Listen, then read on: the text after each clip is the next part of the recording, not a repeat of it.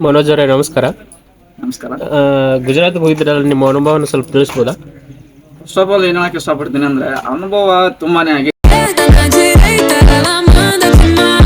Okay. ಆದ್ರೂ ಗಾಡಿಯಲ್ಲಿ ಹೋಗ್ಬೇಕಂದ್ರೆ ತುಂಬಾನೇ ಸುಸ್ತಾಗುತ್ತೆ, ಹಾಗೇನೆ ನಿದ್ದಿನೂ ಬರುತ್ತೆ, ಕಂಟ್ರೋಲ್ ಮಾಡಬೇಕು. ಓಕೆ. ನಾವು ಮಕ್ಕೊಂಡ್ರೆ ಡ್ರೈವರ್ ಹಟ್ ನಮ್ಮನ್ನು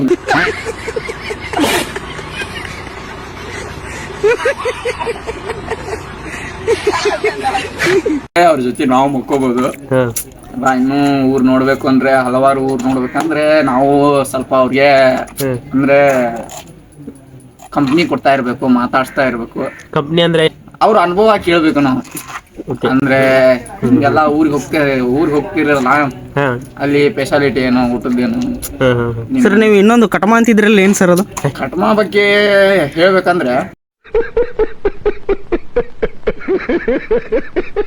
ಸರ್ ಅದೆಲ್ಲ ಬಿಡಿ, ಮಿಡಲ್ ಹೋಗ್ತಿರಲ್ಲ, ಯಾವ ಊರು ಹತ್ಬೋದು ಸರ್ ನಿಮ್ಮ ಹತ್ರ?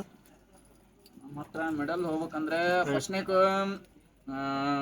ಹೇಳ್ಬೇಕಂದ್ರೆ ಧಾರವಾಡ ಹತ್ತತ್ತೆ. Okay sir. ಧಾರವಾಡಿಂದ ಸೀದಾ ಕಿತ್ತೂರ್ಗೆ ಹೋಗ್ತೀವಿ. ಓಕೆ. ಕಿತ್ತೂರಿಂದ ಬೆಳಗಾವ್ ಹೋಗ್ತೀವಿ. Okay sir. ರಾಜ್ಯ ಹೆಸರು ಅಷ್ಟೇ ಹೇಳಿ ಸರ್, ಹಿಂಗೆ ಹೇಳಿದ್ರೆ ಬೆಳತಾನ ಹೇಳ್ಕೊಂತ ಕುಂದಿರ್ತೀರಿ ನೀವು.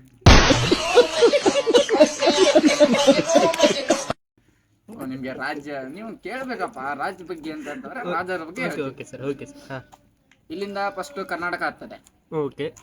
ಕರ್ನಾಟಕದಿಂದ ನೆಕ್ಸ್ಟ್ ಮಹಾರಾಷ್ಟ್ರ. ಓಕೆ. ಮಹಾರಾಷ್ಟ್ರದಿಂದ ಬಿಟ್ರೆ ಮತ್ತೆ ಹತ್ತೋದು ಬಹಳ ಗುಜರಾತೆ. ಮತ್ತೆ ಸಣ್ಣ ಪುಟ್ಟ ಊರ್ ಹತ್ತವೆ, ಪುಣೆ. ಹಾಂ ಸರ್. ಓಕೆ. ಮುಂಬೈ.